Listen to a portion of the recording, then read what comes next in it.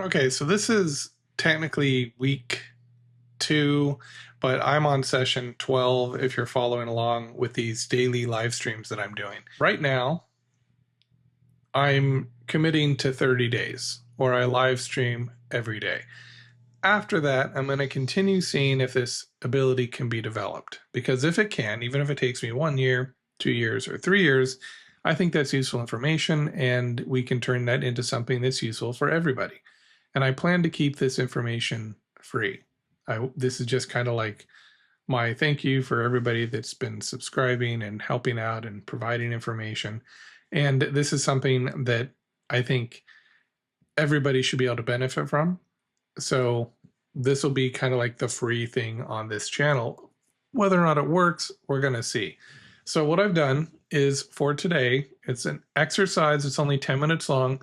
What I'd like you to try and do is listen to it each day and try and see if you can recognize any of the different colors between each note. Try and recognize what makes them different. Don't listen too aggressively. Just kind of listen passively. Close your eyes. Maybe a little bit of a meditation type attitude would be good. And just listen to these notes, how they unfold. What you're going to be hearing are 4 different pianos.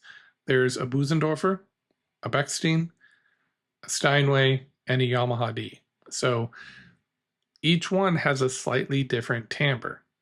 And so you're going to hear these notes shift. So C on one piano will have a slightly different timbre than another piano, but the note itself will stay the same. All the C's are going to be C's, okay? So we're listening for subtle distinctions between each individual piano and each individual note.